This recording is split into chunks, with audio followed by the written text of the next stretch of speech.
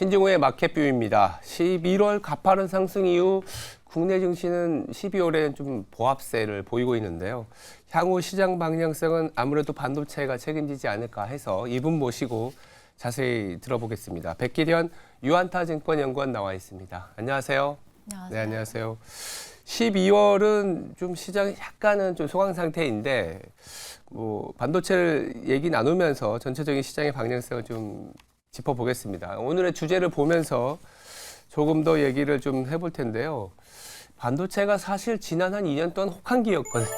혹한기였는데 여기 제목에도 주제에도 나와 있지만 이제 혹한기가 이제 거치고 있는 그런 분위기이고 이런 분위기가 이제 시장 전체적으로 코스피를 조금 어떻게 보면 2,500에서 2,600, 2,700 가는 모습도 나타날 수 있는데 내년 반도체 업황 낙관론에 어떠한 요인들이 있을지 이것부터 한번 짚어볼까요? 네, 좀 심플하게 단어 위주로 좀 말씀을 네. 드려보겠습니다. 네, 저는 일단 두 가지의 키워드를 보고 있고요. 네. 첫 번째가 메모리 반도체 수급 개선이 실제로 나타나면서 가격 상승이 일어나는 구간이 전반적으로 진행이 될 거다라는 거 하나랑 네. 두 번째로는 차세대 기술에 대한 집중을 하면서 그런 부분이 저희 반도체 새로운 모멘텀으로도 자리 잡으면서 내년 반도체 업종의 주가를 좀 우상향시키지 않을까 이렇게 보고 있습니다.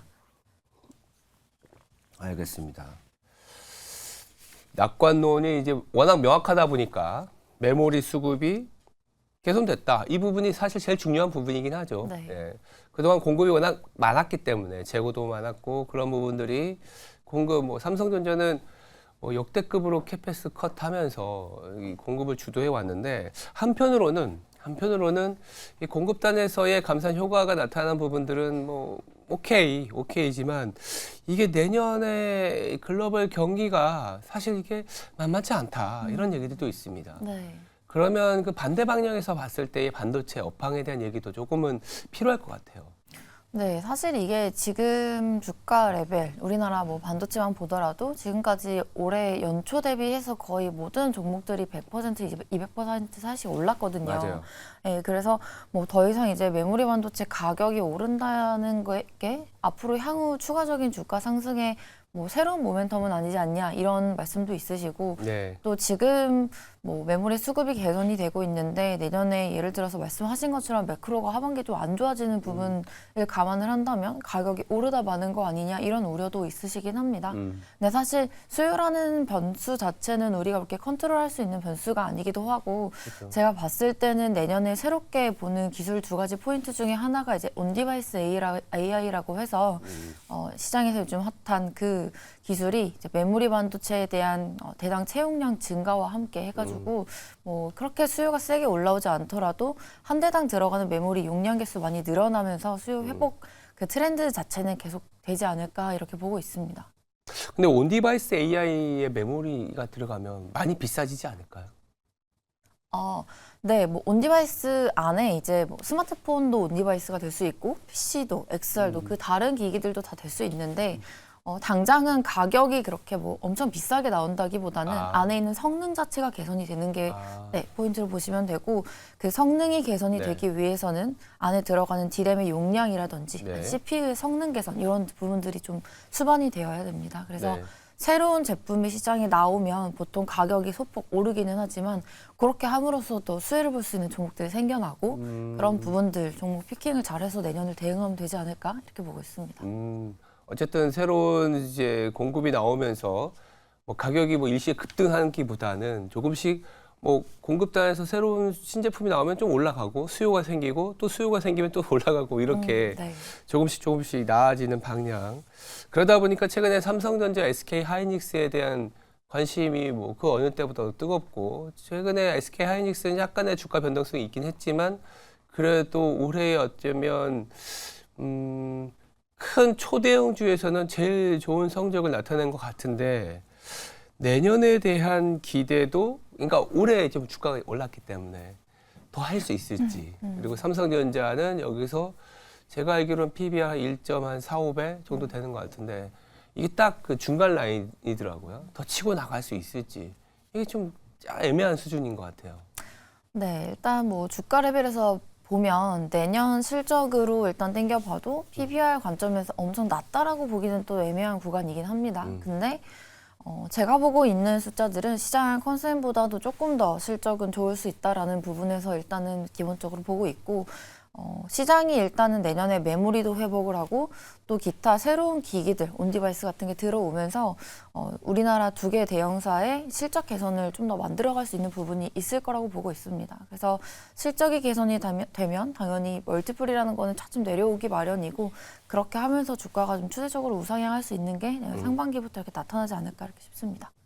근데 이제 그 최근에 이제 주가가 올라온 부분은 사실 아시겠지만 뭐 시청자분들도 아시는 게 다 공급단에서의 그렇죠. 액션이었고 이제 재고가 SK 하이닉스 기준으로는 한 100%, 한 50, 40%까지 내려온 것 같긴 하거든요. 네. 근데 여전히 높은 수준이잖아요. 그렇죠. 네. 네. 이게 근데 내년에 갔을 때 더 수요에 대한 거는 컨트롤이 안 되는 상황에서 재고가 조금 약간 또 가동률에 대한 고민도 좀 있을 수 있고 이게 어떻게 해소가 되는 건지 이게 네. 되게 항상 궁금해 하시더라고요. 그렇죠. 사실 재고가 올해 가장 뉴스에서 많이 보셨던 게 사상 최대 재고. 맞아요, 맞아요. 네, 이례적으로 이렇게 맞아요. 높은 재고를 네. 어떻게 소화를 시켜나갈까 그런 부분이었잖아요. 네. 그래서 사실 말씀하신 것처럼 공급자 그 메모리사들은 작년 4분기부터 해서 실질적으로 감산을 돌입을 했고 좀 더 줄여야 될 것 같아서 올해 2분기 지나면서도 감산을 했습니다. 네. 그렇게 함으로써 새로 쌓이는 재고를 거의 줄여놓은 상황이고요. 네. 그 사이에 이제 올해 3분기부터 뭐 중화권의 모바일이라든지 아니면 AI 서버 이런 것들이 재고 해소를 도와주는데 지금 큰 역할들을 하고 있어요. 그래서 재고는 조금씩 내려오고 있다라고 보셔도 되고 여기서 추가적으로 재고 개선이 되냐라는 부분도 앞에도 제가 말씀드렸던 것처럼 이제 감산 우리가 많이 안 쓰는 레거시 재고라고 하죠. 네. 그런 옛날 거 재고들은 더 안 쌓고 새로운 선단 공정을 위한 제품들이 좀 많이 나오면서 재고가 여기서 더 는다기보다는 좀 더 많이 해소되면서 내년 상반기를 맞이할 수 있다 이렇게 보고 있습니다.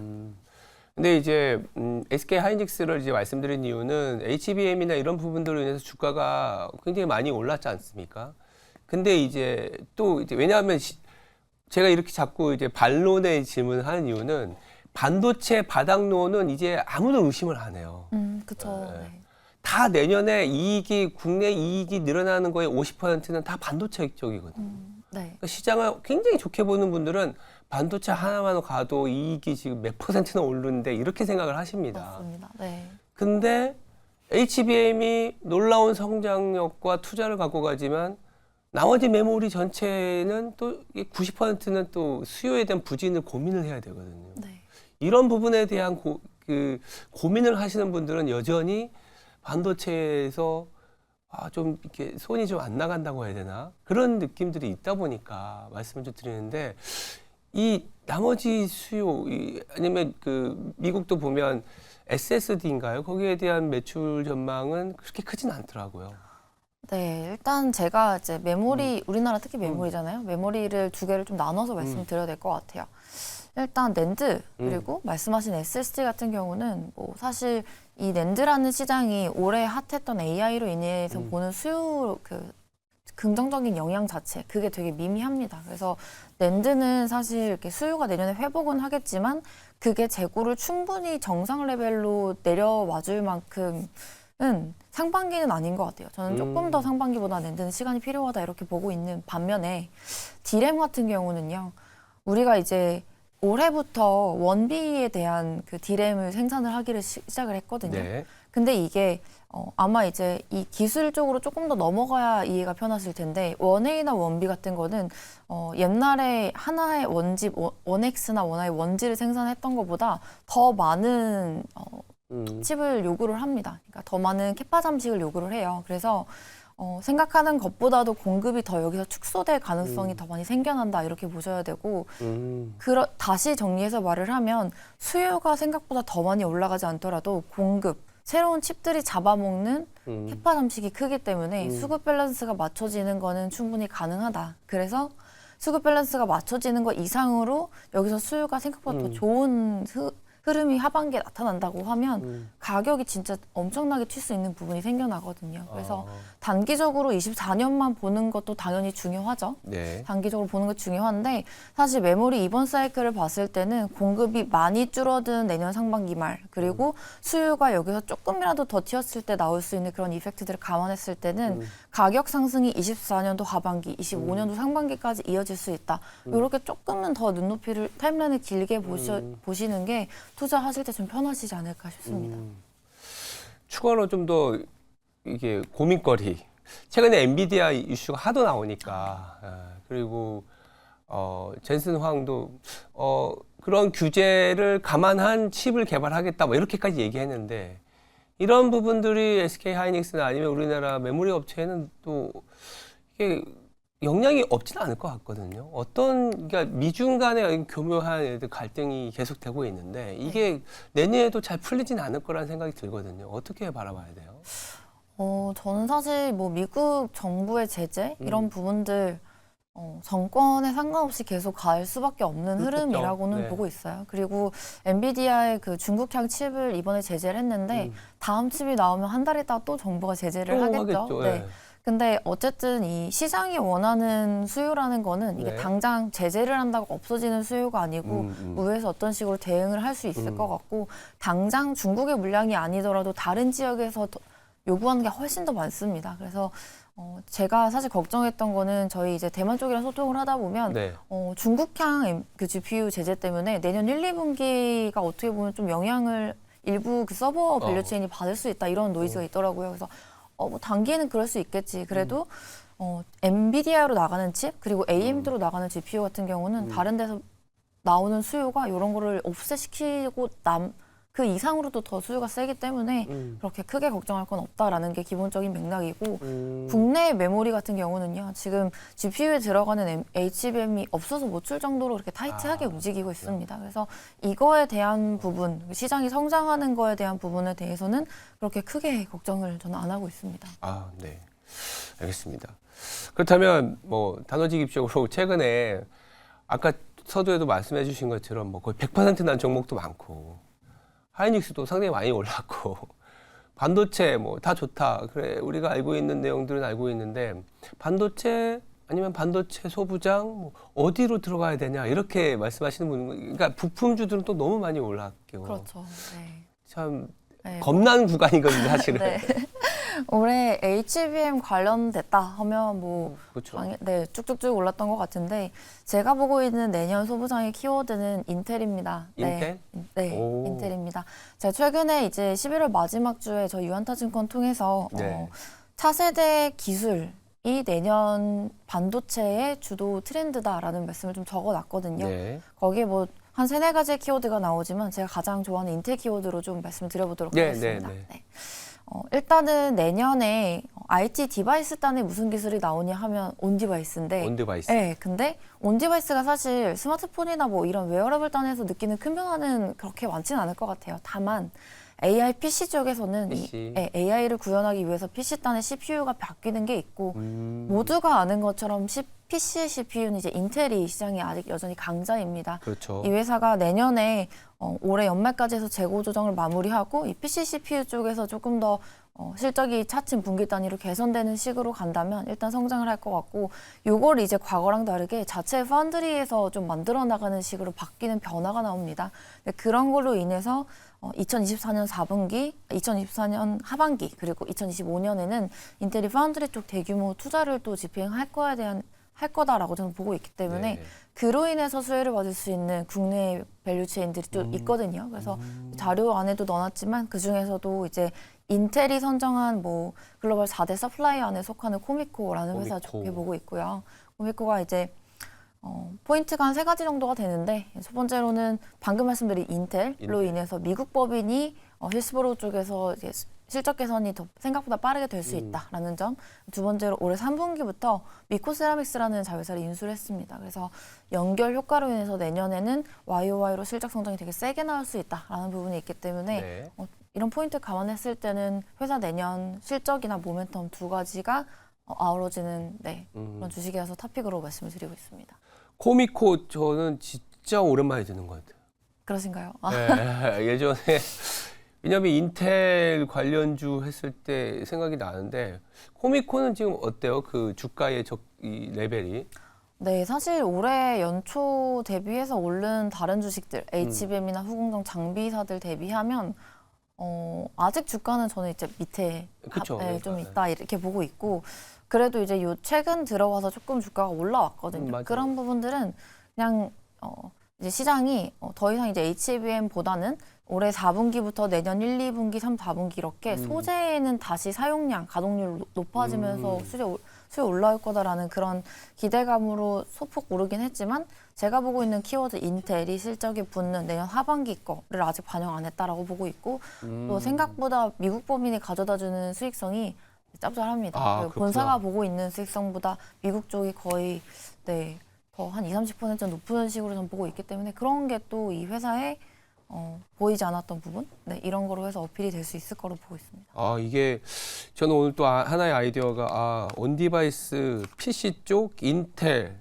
이건 또 괜찮은 아이디어네요. 네, 그리고 지금 사실 인텔이 그 미국 정부가 자체적으로 자국내에 이제 파운드리 팹을 지으려고 하는 그런 의도가 상당히 있잖아요. 그래서 탑다운 관점에서 본다고 하더라도 키워갈 회사라고 하면 앞으로 5년, 10년은 인텔이 파운드리가 성장할 그런 엄청 방향성도 되게 크다 하겠죠. 이렇게 보고 있습니다. 아, 이게 알겠습니다. 그리고 뭐 일단 이런 코미코 같은 회사도 있지만 개인 투자자분들은 또 삼성전자 하이닉스에 대한 고민이 되게 많거든요. 네네. 이 부분도 좀 얘기를 주셔야 될 것 같아요. 네, 일단 삼성하고 하이닉스도 이제 올해 사실은 실적만 봤을 때는 뭐 여전히 뭐 하이닉스 적자 3분기였고 그렇긴 하죠. 네, 4분기도 지금 흑전한다 이렇게 저도 기대를 하고 있긴 하지만 실제로 실적이 첫 번째로 잘 찍히기 시작하는 건 내년 상반기입니다. 그래서 아직 숫자도 보지 않았는데 최근에 좀 올랐다고 파는 건 조금 저는 아니라 이렇게 생각을 하고 조금 더 기다려보자. 네, 그리고 이제 AI라는 걸 올해 막연히 기대하고 아마 반도체를 보셨을 텐데 내년에는 이 시장이 실제로 개화를 세게 하면서 신규 디바이스가 나오고 그리고 내년에는 또 저지연성 디램이라고 해서 와이드 IO 디램이라는 또 키워드가 등장을 할 거로 저는 보고 있거든요. 그래서 그런 부분들도 전자나 이제 하이닉스를 볼 때 새로운 그런 부분으로 또 급부상할 수 있기 때문에 아직 보실 수 있는 부분들 새로운 키워드가 많이 남아 있습니다. 그리고 실적을 본다고 하더라도 24년도, 25년도 시장이 보고 있는 숫자보다 조금 더 레벨업 될 수 있다. 그런 부분을 집중해서 본다면 대형주 여전히 바이, 투자하는 바이 이렇게 말씀드리도록 하겠습니다. 그러니까 이제 왜 제가 이제 이런 얘기를 드렸냐면 우리나라 같은 경우에는 워낙 세론이라 그래서 실적이 나오기 시작하면 팔아서 빠지는 국면의 종목들이 워낙 많으니까 근데 이제 삼성전자나 SK 하이닉스 같은 경우에는 뭐 물론 이 선반영에서 올라온 건 있지만 실적 자체가 플러스되고 이게 더 늘어날 가능성이 있기 때문에 흔히 얘기하는 한국 시장에서의 세론에 대한 리스크는 걱정하지 마시자 뭐 이런 정도로 정리할 수 있을 것 같습니다. 근데 오늘 저도 사실은 반도체에 대해서 그렇게 크게 낙관하는 입장은 아니었는데 얘기를 듣다 보니까 좀 설득이 되는 부분이 있어서 좀 고민을 해봐야 될 것 같습니다. 지금까지 백기련 유한타증권의 연구원이었습니다. 감사합니다. 감사합니다.